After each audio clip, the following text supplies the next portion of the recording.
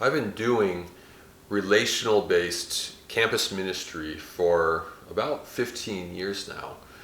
And I can tell you from my own experience, from walking with so many students over the years through their experiences, that really one of the scariest moments that kind of rises up within us is that initial conversation. Like just that feeling of like, what do I do? What do I say?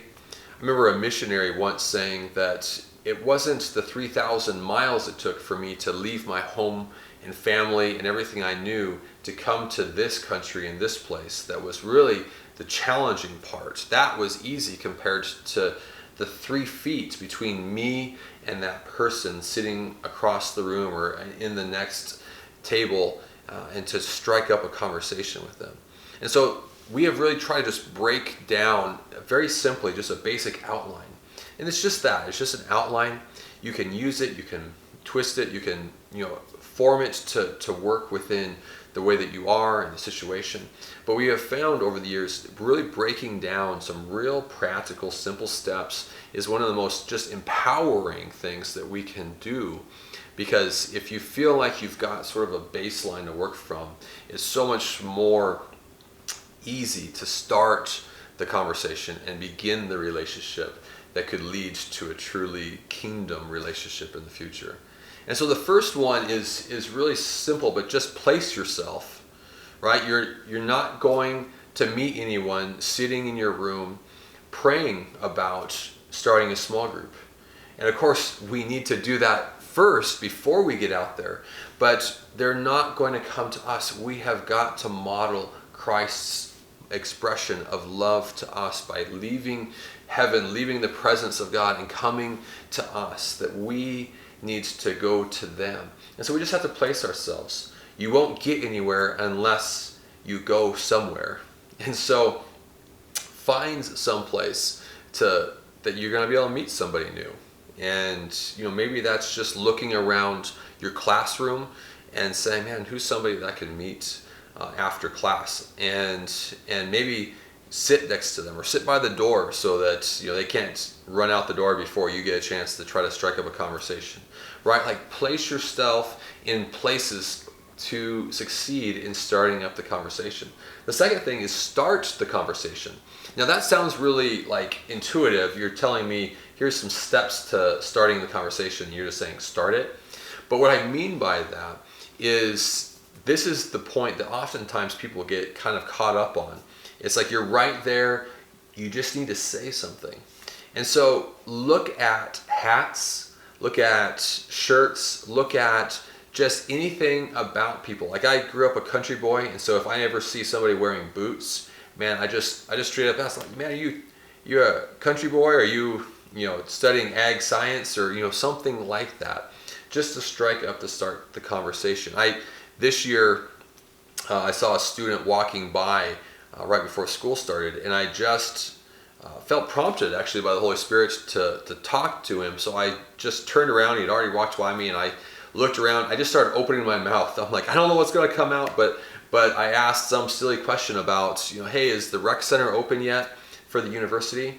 And we had this incredible conversation. But it didn't matter how I started the conversation. I just needed to start it. And so look for any excuse, any reason just to start the conversation. Third is I encourage you to talk about them.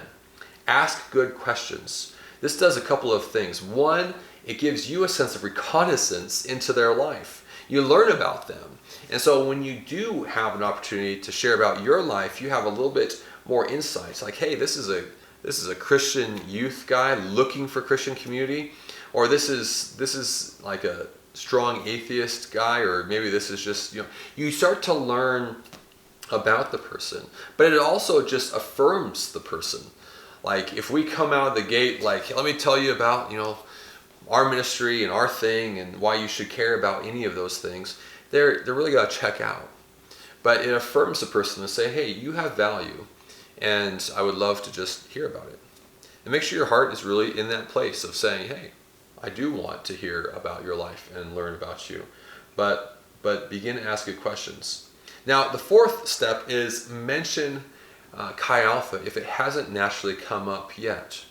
And so one of the things that you're doing is you're trying to get a sense of really that question that we ask, like you should pursue someone, you should fight for someone if they're okay with you, Jesus, in your community, and they want one of those things. And so you're really trying to kind of get like an initial sense of that, lay at least the initial foundation for those things. And so the way that you can often do that is just talk about Chi Alpha. When you ask them, like, are you in any clubs or anything like that? You could say, like, hey, I'm part of this campus ministry, and we're really into brotherhood and just love and laughter and doing a lot of things like that. Have you had any history with Christian community? And let them talk then about that or that experience. Now, after that, you might find that they're not interested in Christianity or in Christian community. That's okay. The goal isn't for you to keep the conversation necessarily focused on the Lord or on spirituality unless it makes sense. But it is to kind of lay that foundation there. We have to start with where people are at, but we always want to make sure that Jesus is in the room. We always want to make sure that he is welcome there and that they know what we are about.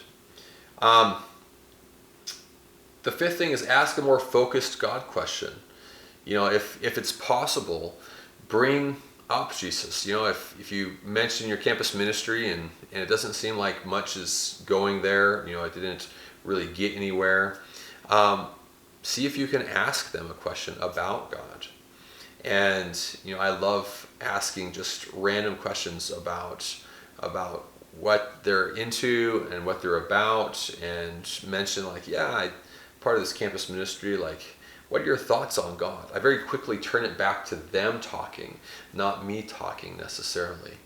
But through questions, just letting them share. But ask a God question if you can come up with a way to really invite him into the conversation. Then the sixth thing is you need to assess, am I going to filter or am I going to fight for this person? And this is a really interesting question, because in this moment you've gotten to know them a little bit, you found them, you're talking to them about who they are in their life, and you have to really make an assessment right then and there. Am I going to fight for this person? And that's going to take some time. It's going to take some commitment. It's going to take a sense of buy-in for you. And so asking the Holy Spirit, God, is this person ready for me to really minister to them? And you only have so much to give. And so you want to focus on those who are ready for it. And if you feel like, man, this guy is totally not into Christianity, into my community, I know he's going to ghost me. Let me tell you, don't stress that. But I'd encourage you in that moment, if you find like, man, I just don't think this person's ready for my pursuit in their life. Jesus let the rich young ruler walk away because he wasn't ready.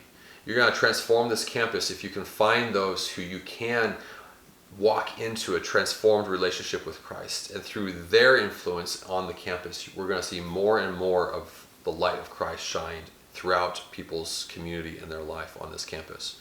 So find those ones that are ready to be fought for. But if you think, man, this person isn't, then minister in the moment. And what I mean by that is try not to just let them walk away without taking an opportunity to, maybe you found out something in your questions about who they are, that maybe you could say like, hey, can I pray for you? I know you're not into this, but just can I pray for that situation that you were mentioning earlier? Just look for that opportunity. Maybe ask the Holy Spirit, God, is there something that maybe I could share with them from your heart? If you have a word of knowledge, like give them an opportunity to experience God in their life.